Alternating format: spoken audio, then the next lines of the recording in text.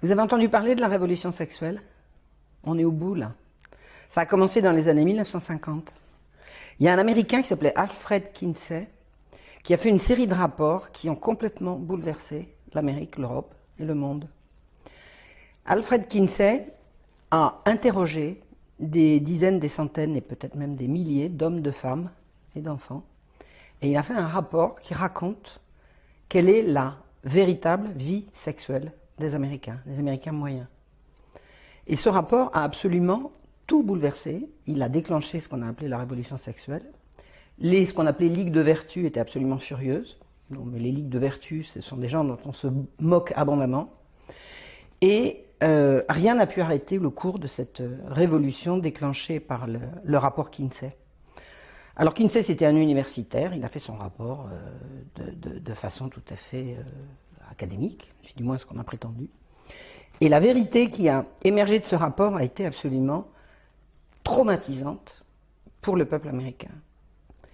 On a appris dans son rapport qu'un homme sur 10 avait des rapports homosexuels réguliers. Qu'un homme sur 2 trompait sa femme et que 2 hommes sur 3 allaient voir des prostituées. C'était pas du tout l'image que les Américains avaient d'eux-mêmes. Du tout.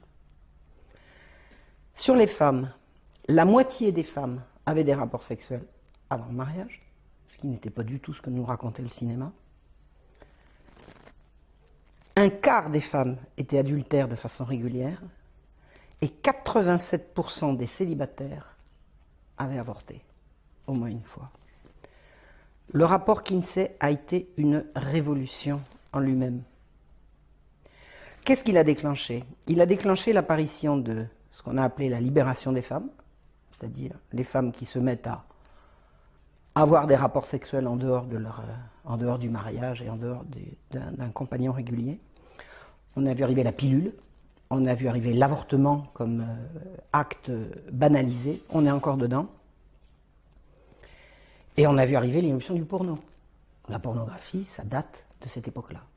Avant, une image pornographique était poursuivie, était pourchassée, c'était interdit. Et à partir du rapport Kinsey, la porno, il y a des magazines porno pornographiques et même de films ensuite par la suite à portée de tout le monde. C'est ce qu'on a appelé la révolution sexuelle. Les conséquences de cette révolution sexuelle ont été, de ce qui a été déclenché par le rapport Kinsey, ont été telles que la législation américaine, puisque c'est parti d'Amérique, s'est adaptée au rapport Kinsey. C'est-à-dire qu'on n'a plus poursuivi les crimes, les délinquants sexuels comme on les poursuivait avant. On a baissé drastiquement le degré de gravité de ce qui pouvait être considéré comme des crimes sexuels. The model penal code that was adopted just after 1955 was based on Kinsey's research. This is a flow chart I put together to describe how the Kinsey research gutted American laws. Through the American Law Institute, ALI, the American Law Institute Model Penal Code, 1955. That was where protections were then removed for women and children from American law system. The U.S. justice system from 1948 to today, that's what this is about. After publishing his reports, Kinsey traveled the country, giving lectures at universities and testifying before lawmakers. He was received as the leading scientific expert in the world on human sexuality. In particular, he discussed laws concerning sex offenders and the education of children. Of children, he said 100% of are orgasmic from birth. Therefore, children can benefit from sex with adults and even incest, which is illegal, so we need to lower the age of consent. He was working toward making everything legal, but that's all right. Children need early explicit school sex education since they're sexual from birth, which was illegal at the time, now it's everywhere. They need masturbation and hetero and homosexual acts to be taught to them, which was illegal, and now it's being taught. And about parole, Kinsey said that sex offenders rarely repeat sex crimes, therefore all sex offenders should be paroled, which is exactly what started to take place. Part of Kinsey's defense of pedophiles was that children were not really harmed by sexual contact with adults. Therefore, it made no sense to incarcerate pedophiles for lengthy prison terms. Et Kinsey était tellement sûr de ce qu'il disait qu'il a dit un jour sous serment, et je vais vous faire la citation, il faut que je la trouve, il a dit que les délinquants sexuels récidivaient rarement. C'est-à-dire qu'il suggérait que quelqu'un qui avait commis un crime sexuel soit mis en liberté conditionnelle. Et il a dit ça sous serment. Et ce monsieur était pris très très au sérieux. Très très au sérieux. Toute la législation américaine s'est adaptée au rapport Kinsey, et par la suite, toute la législation européenne. C'est nous, c'est au début des années 60 qu'on a vu arriver également. À la fin des années 60, plutôt début des années 70, ça a été l'explosion. J'étais dessous, hein, moi j'avais 20 ans en 70, donc j'ai vu passer ça. La banalisation de la transformation de la sexualité depuis comment dirais-je, la sexualité est devenue une activité de loisir à laquelle tout le monde avait droit. Ça s'est pas fait du jour au lendemain, mais on y est complètement maintenant. Et ça a débuté à ce moment-là. L'avortement, on a bien le droit, la pilule, on a bien le droit, coucher avec qui on veut, on a bien le droit, on a bien le droit, on a bien le droit. C'est l'individualisation de la morale, et bien ce qui me fait plaisir, mon plaisir et mon droit. Tout ça, ça date de cette époque-là, et tout ça, ça a été déclenché par le rapport Kinsey. Il y a une autre conséquence du rapport Kinsey qui a été absolument fondamentale, c'est l'irruption du mouvement gay. Qu'est-ce que c'est l'irruption du mouvement gay? C'est un monsieur qui s'appelait, alors j'ai son nom, il s'appelait Harry Hay. Il est fondateur du mouvement de libération des homosexuels aux États-Unis, et il dit « Les tenants de la libération gay et les amoureux des garçons doivent savoir tout ce qu'ils doivent à Kinsey. » Voilà, c'est eux qui le disent. Et il y a un mouvement qui s'est créé dans la foulée du mouvement de libération gay, c'est le mouvement de libération des pédophiles. Ils se disaient pas comme ça s'appelait le NAMBLA, c'est le mouvement de libération des hommes qui aiment les garçons. In 1994, an underground film was released titled Chicken Hawk: Men Who Love Boys. The film documented the lives of certain members of NAMBLA, the North American Man-Boy Love Association.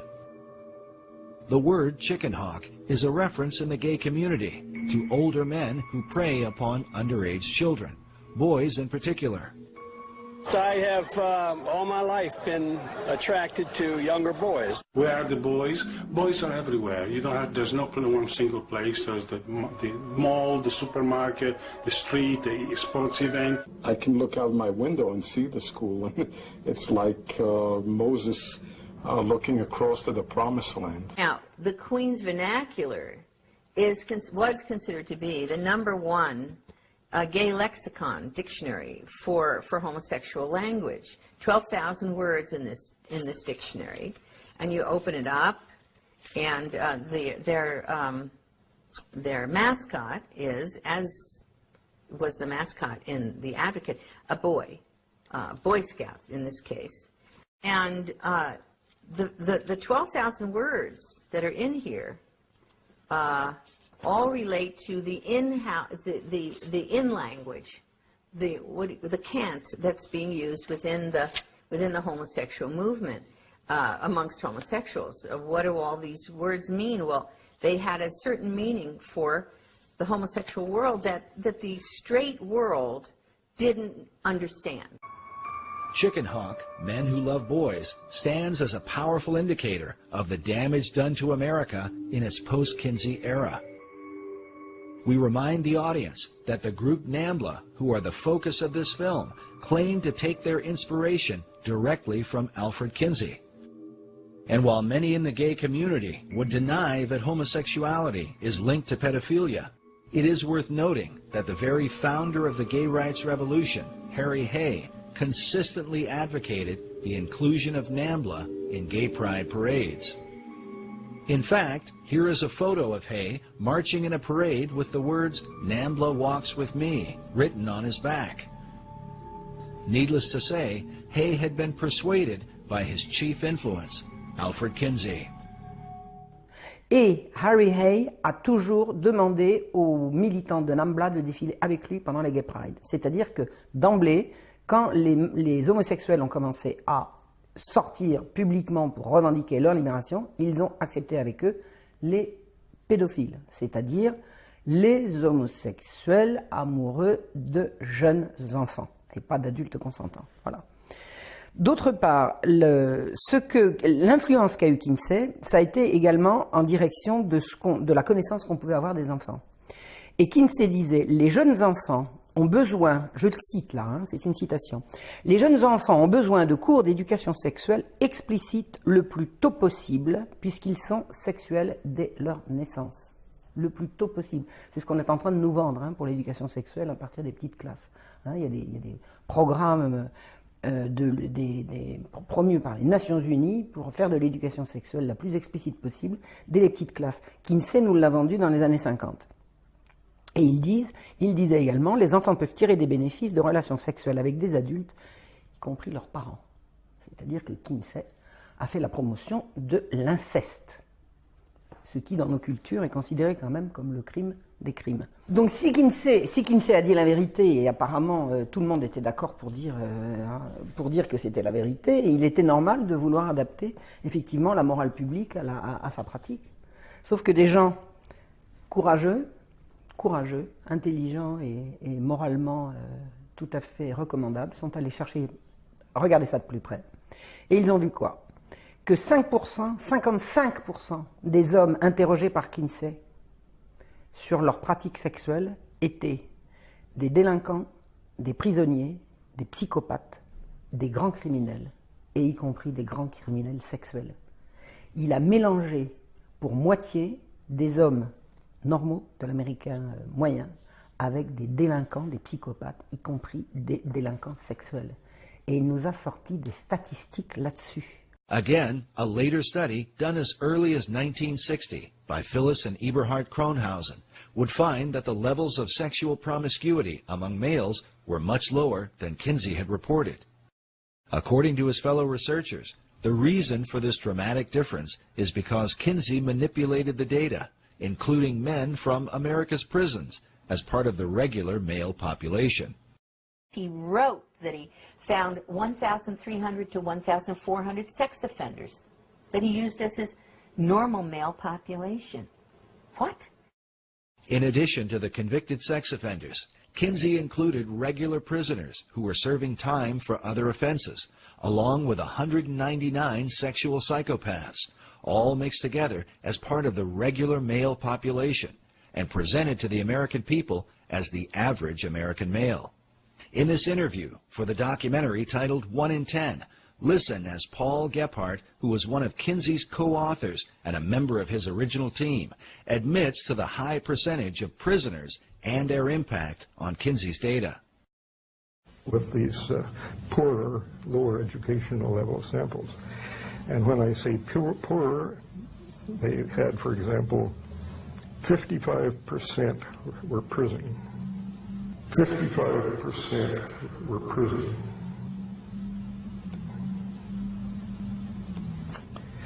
And I think that has a definite effect. We didn't have enough non-prison people to do much of a comparison, but he didn't do a comparison.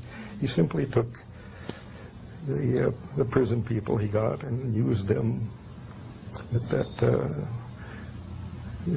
less than college educated sample. Il est allé, pour parler des pratiques homosexuelles des hommes américains, faire des enquêtes dans des bars gays et dans des bains pour homosexuels. Il a mélangé ces résultats-là avec les résultats de l'américain moyen. Et il nous a sorti une statistique sur les pratiques homosexuelles de l'américain moyen. C'est extraordinaire. Les femmes, comment a-t-il trouvé autant de femmes qui avortent et qui ont des rapports sexuels multiples hors mariage? Il est allé interroger des prostituées. Et il a mélangé les résultats obtenus chez les prostituées avec les résultats obtenus avec des ménagères dont personne ne peut nous dire à quel titre des ménagères américaines auraient fait des confidences à un type qu'elles ne connaissaient pas sur leurs pratiques intimes. C'est-à-dire qu'en fait, au bout du compte, le rapport Kinsey est totalement fallacieux et mensonger. On a changé la législation américaine et lancé une révolution sexuelle sur des résultats faussés, truqués et malveillants. Mais il y a plus grave encore. Il y a plus grave encore. Alors, à propos de l'homosexualité des hommes, des enquêtes ont été faites à la suite des rapports Kinsey avec d'autres données et des gens qui ne sont pas allés voir les barguets et les bains. Les chiffres de Kinsey ont été multipliés par 10. C'est-à-dire que la vraie statistique de l'homosexualité, d'après ces chercheurs, c'est pas 1 homme sur 10, c'est 1 sur 100, ce qui n'est pas la même chose. Ce qui n'est pas du tout la même chose. Maintenant, comment est-il allé faire pour découvrir que les enfants étaient sexuels dès la naissance? Là, on doit la découverte de ce qui s'est passé à une américaine de choc qui s'appelle Madame Judith Reisman, que je salue. And you know what Gebhardt said to me? You know what Dr. Gebhardt said? He wrote me a letter, which I wish you had up there too, in which he said that oral and manual techniques were used on the children. Now, Phil, I'm going to say that once more. I'm going to say that once more. If I'm wrong, let them sue me. He said oral and manual techniques were used on those children.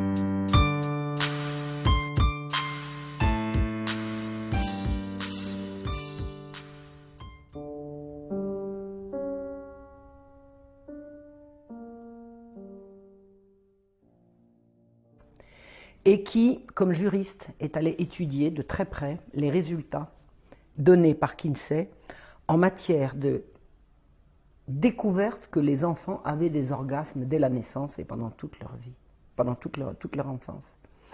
Kinsey a fait des tableaux dans lesquels il relate tel enfant de tel âge, ça va de 4 mois à 10, 11 ans, a réussi à avoir en l'espace de 24 heures tant d'orgasmes. Comment un type comme Kinsey peut-il nous parler d'orgasme d'enfant? Et Kinsey explique que les orgasmes d'enfants, c'est beaucoup plus difficile à reconnaître que les orgasmes des adultes, parce qu'en l'occurrence, pour les petits garçons, il n'y a pas d'éjaculation. Savez-vous ce que racontait Kinsey pour montrer ce qu'étaient les orgasmes des enfants? Tenez-vous bien. Nous devons ce travail remarquable à Madame Judith Reisman. Il appelle orgasme les cris, les convulsions et les mouvements désespérés d'enfants qui se débattaient pour échapper à leurs agresseurs. Kinsey appelle orgasme les hurlements de douleur et de terreur d'enfants violés. Kinsey nous a fait un rapport sur la sexualité enfantine, fait sur des enfants violés par des pédophiles dont il était lui-même. C'est ça qui a constitué le changement de morale en direction de l'éducation à donner aux enfants. Et nous y sommes à l'heure actuelle. Les enfants sont, paraît-il, sexuels dès leur plus jeune âge, on le sait par Kinsey, qui était un pédocriminel. The findings are so extreme that one child, a 4-year-old, is said to have had 26 orgasms within a 24-hour period. For Dr. Reisman, the obvious question was, where did Kinsey get such information? And I looked at those charts and graphs. I can't tell you how long it took me to try to process what I was seeing. I said, this is the torture of children. At the base of Table 31, Kinsey tells us that the data is based on actual observation of 317 males. Then on page 177 of the male volume, Kinsey writes, orgasm is in our records for a female babe of 4 months. But how would anyone recognize such a response in a young child? Kinsey wrote that among pre-adolescent boys and among younger females, orgasm is not so readily recognized, partly because of the lack of ejaculate. And so I said, what did this man, this Kinsey, call an orgasm? Right. I mean, it's an obvious question, isn't it? I mean, first of all, this was not possible, but second of all, what did he call? Well, I saw he documented it on page 160 and 161 in Kinsey's book, Sexual Behavior in the Human Male. He described specifically what he called an orgasm amongst these children. Kinsey defined orgasm for pre-adolescent children with the following description: a gradual and sometimes prolonged build-up to orgasm, which involves still more violent convulsions of the whole body, heavy breathing, groaning, sobbing, or more violent cries, sometimes with an abundance of tears, especially among younger children. And he said there were 6 categories. He called them 6 categories of orgasm, and he had category 1, 2, 3, 4, 5, and 6.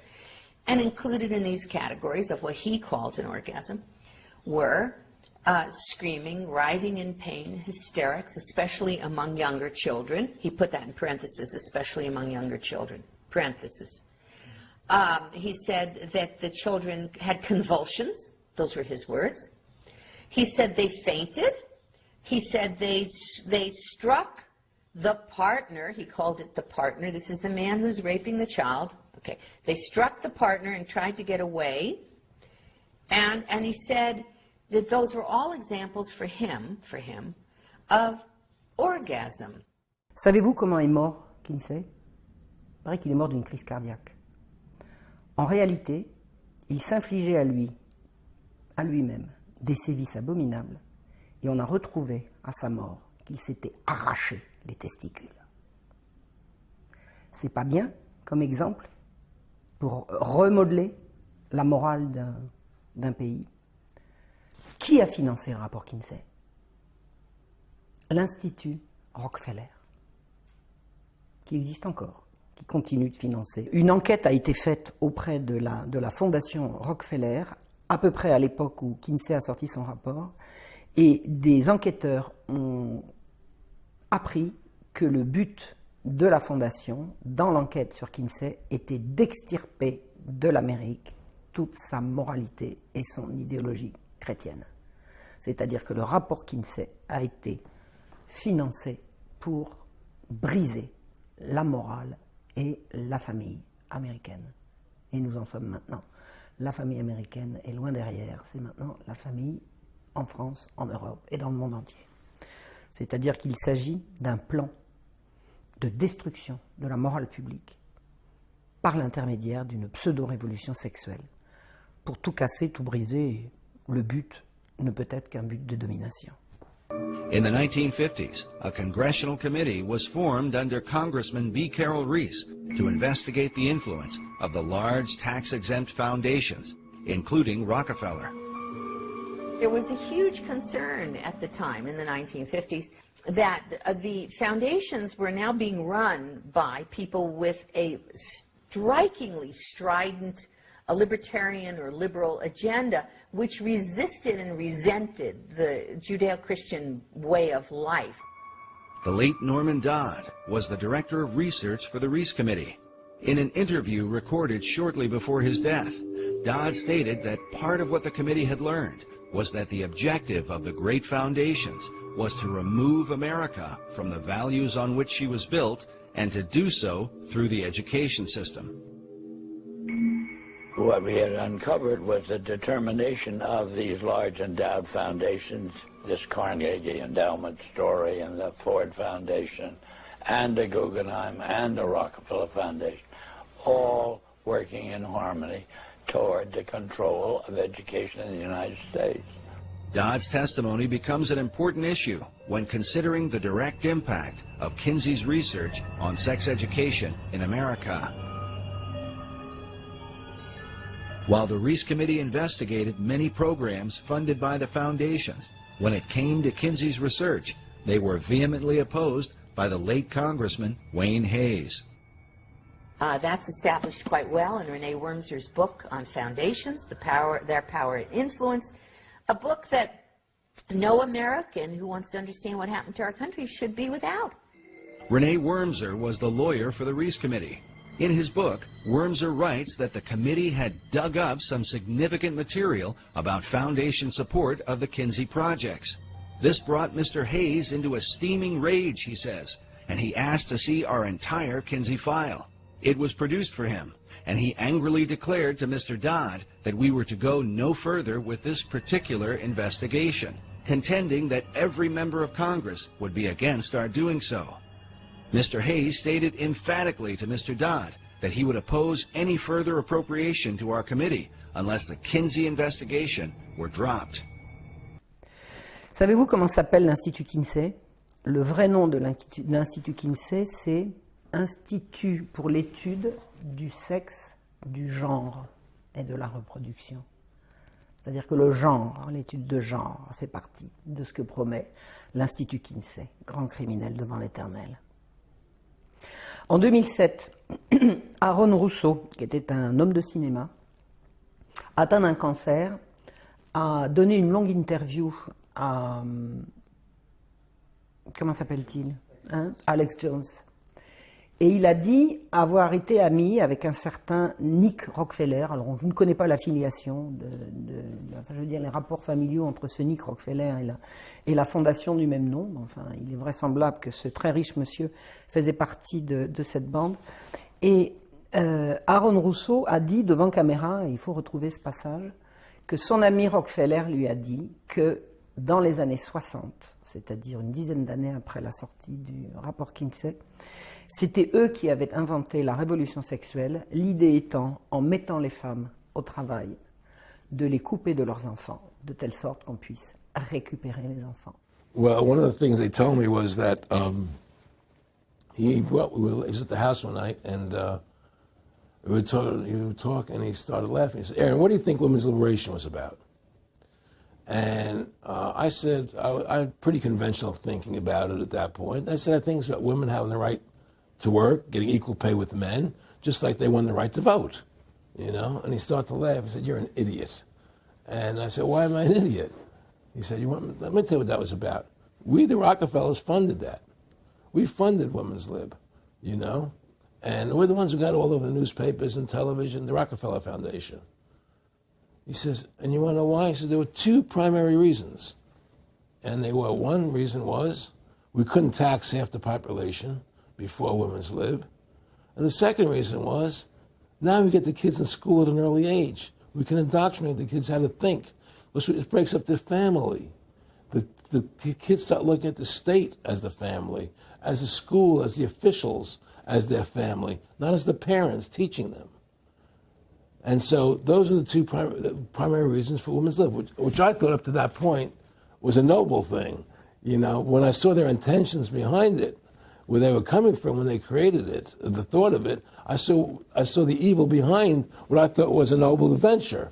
Alors l'Institut Kinsey, qui est un institut de recherche sur le sexe, le genre et la reproduction, je crois que tout le monde a compris le rapport qu'on peut faire avec ce qui se passe aujourd'hui. Toute la morale sexuelle qui a cours aujourd'hui est la conséquence d'un rapport truqué, financé par la banque, destiné à détruire la civilisation chrétienne, institut dirigé par des pédophiles. 60 ans de mensonges, de chute, de perte des repères et des valeurs. Ce qu'il a fallu de souffrance et d'angoisse pour comprendre comment nous en sommes ici aujourd'hui. Comprendre quoi? Que chez l'humain, le sexe est sacré et n'est pas une activité de loisir. Le sexe est sacré et lié à l'amour. Nos enfants sont notre avenir. Les pervers veulent nous les voler. Alors maintenant qu'on sait, on fait quoi?